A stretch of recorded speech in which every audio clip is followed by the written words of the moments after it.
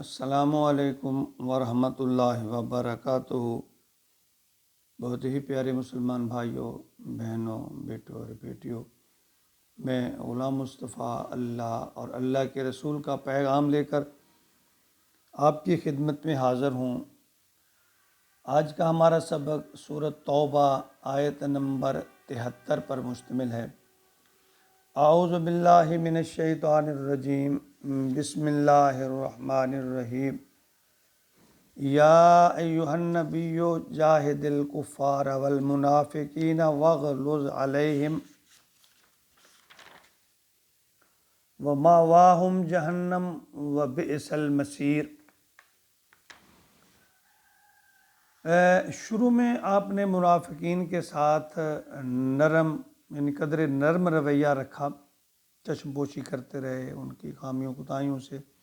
تو ایک عرصہ کے بعد جب ان کی ریشہ دوانیاں حد سے گزر گئیں تو آپ کے صبر کا پیمانہ بھی پھر لبریز ہوا، کیونکہ ہر چیز کی کوئی نہ کوئی حد ہوتی ہے۔ پھر اللہ کی طرف سے بھی ان منافقین کے خلاف سخت رویہ اختیار کرنے کا حکم آ چکا تھا۔ تو لیکن یہاں یہ بات یاد رکھیں، منافقین اور مشرکین میں جو جہاد اس میں تھوڑا سا فرق بھی ہے، تو اس کی وضاحت یہاں فرمائی گئی ہے۔ یا ایھا النبی جاہد الکفار، اے نبی جہاد کیجئے کفار کے ساتھ، والمنافقین اور منافقین کے ساتھ، واغلظ علیہم ان پر سختی کیجئے۔ اب یہاں اللہ نے سختی کا حکم دیا ہے کہ تم اب ان پر اپنا جو رویہ ہے اس کو تبدیل کرتے ہوئے اللہ فرما رہے ہیں ان پر سختی کرو۔ ومأواہم جہنم، ان کا ٹھکانہ جہنم ہے، وبئس المصیر، اور بری جگہ ہے۔ یعنی اگر ان کو ہدایت مل جائے تو ٹھیک ہے، ورنہ ان کا ٹھکانہ جو ہے وہ دوزخ ہے، جہنم ہے۔ دیکھیں یہاں جو جہاد ہے نا وہ قتال کے معنوں میں استعمال نہیں ہوا، کوشش کے معنوں میں، کہ منافقین کے ساتھ اپنے ویسے بھی شروع سے آپ نے ان کے ساتھ جنگ نہیں کی، ان کو روکنے کے متعلق ہے یہاں کہ منافقین کے جو شرارتیں ہیں، جو ریشہ دوانیاں ہیں، ان میں رکاوٹ پیدا کرنی، سازشیں جو ہیں ان کو ناکام بنانے کی کوشش کرنی ہے۔ بعض روایت میں ہے کہ جب رسول اللہ صلی اللہ علیہ وسلم غزوہ تبوک سے واپس آ رہے تھے تو اس حوالے سے آپ نے فرمایا رجعنا من الجہاد الاصغر الی الجہاد الاکبر، کہ ہم چھوٹے جہاد سے بڑے جہاد کی طرف لوٹ رہے ہیں۔ دیکھیں یہ جو تبوک کا معرکہ تھا بڑا سخت تھا، لیکن اس کے باوجود اللہ کے نبی فرما رہے ہیں کہ ہم جہاد اصغر سے جہاد اکبر کی طرف یعنی لوٹ رہے ہیں۔ یعنی یہ جو روم کی سلطنت تھی بڑی پاورفل تھی، ان کے ساتھ یہ جہاد تھا، اس کو آپ نے جہاد اصغر قرار دیا۔ لیکن جہاد اکبر جو ہے یہ ایک اور جگہ آپ نے فرمایا ای الجہاد افضل، پوچھا آپ نے کہ افضل جہاد، صحابہ کرام سے آپ نے سوال کا، یہ عموماً یہ انداز ہوتا تھا جب کوئی بات سمجھانا ہوتی تو آپ اس کو سوالیہ انداز میں کرتے کہ آپ نے پوچھا ای الجہاد افضل، افضل جہاد کون سا ہے؟ تو پھر آپ نے خود اس کا جواب دیا ان تجاہد نفسک وہواک فی ذات اللہ عز وجل، کہ تم جہاد کرو اپنے نفس سے، یعنی اپنی خواہشات جو ہیں جو اللہ کے خلاف ہیں ان کو روک کر اللہ کی اطاعت میں لے آؤ، یعنی اپنے نفس کو اللہ کی نافرمانیوں سے روک کر اللہ کی فرما برداری میں لے آؤ، یہ افضل جہاد ہے۔ تو مدینے کے جو منافقین تھے وہ اکثر وہ جو منافق آستین کا سانپ ہوتا ہے کہ چھپ کے وار کرتا ہے، اللہ تعالیٰ نے اس کے بارے میں یعنی فرمایا کہ یہ لوگ جہنمی ہیں، ان کو سمجھاؤ، ان کو روکو، ورنہ ان کا جو ٹھکانہ ہے ان کے بارے میں اللہ تعالیٰ نے فرمایا جہنم ہے۔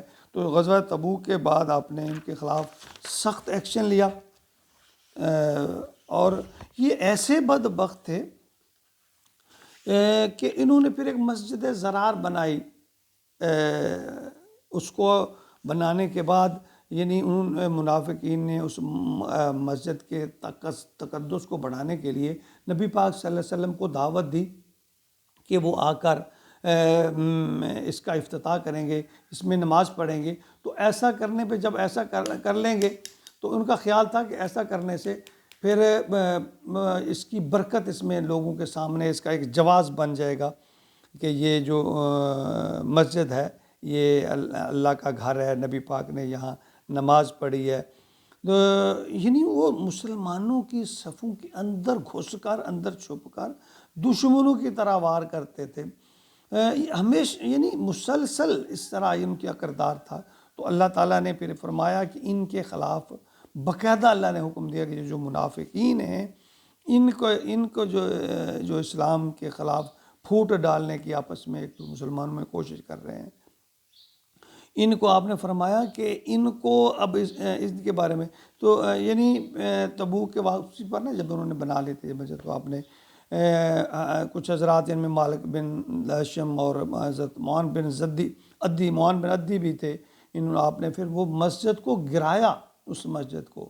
اور یعنی یہ سب اللہ نے آپ کو وحی کے ذریعے بتایا کہ یہ انہوں نے یہاں یہ جو مقام بنایا ہے یا جو مسجد بنائی ہے یہ کوئی دین کی خدمت کے لیے نہیں بنائی ہے، بلکہ ایک انہوں نے ٹھکانہ بنایا، ایک جگہ، ایک پوائنٹ بنایا کہ یہاں مل کر بیٹھ کر ہم سب اکٹھے ہو کر اسلام کے خلاف سازشیں کریں گے، جال بنیں گے. تو اللہ تعالیٰ نے ان کی اس سازش کو ناکام بنا دیا، نبی پاک صلی اللہ علیہ وسلم کو مطلع کر دیا. تو پھر اور ساتھ ہی اللہ نے نبی پاک صلی اللہ علیہ وسلم کو ان منافقین کے خلاف سخت قدم اٹھانے کا حکم دیا. اور پھر آپ نے اٹھایا بھی ان کو ایک ایک کر.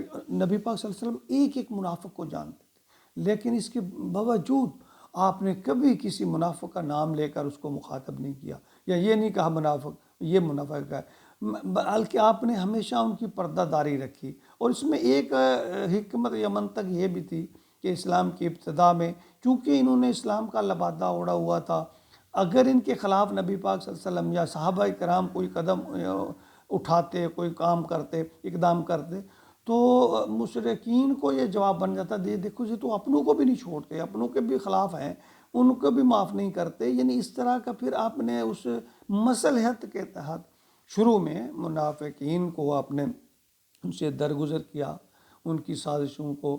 لیکن معلوم آپ کو تھا، اللہ تعالیٰ نے ایک ایک منافق کا نام بتا دیا تھا. لیکن ایک طرف آپ رحمت اللہ عالمین تھے، دوسری طرف یہ مصلحت اور حکمت تھی. تو شروع میں آپ نے منافقین کو سے درگزر فرمایا. پھر اللہ کی طرف سے جب حکم آ گیا تو پھر آپ جہاد کا مطلب جہد، کوشش ان کو روکنے کی، ان کی سازشوں کا ناکام بنانے کی، اور پھر ان پر سختی کرنے کا حکم آ گیا. تو پھر نبی پاک صلی اللہ علیہ وسلم نے ان کے خلاف قدم اٹھایا اور ایک ایک کر کے ان کی سازشوں کو جو ہے وہ ملیہ میٹ کیا، ختم کیا. منافقت بہت بری چیز ہے، یہ انسان کو کہیں کا نہیں چھوڑتی. اللہ تعالیٰ ہر کلمہ گو کو منافقت سے بجائے، کلمہ گو بھی منافق ہو سکتے ہیں، یہ حدیث ہے. تو اللہ تعالیٰ ہم سب کو منافقت سے بچائے. آمین یا رب العالمین.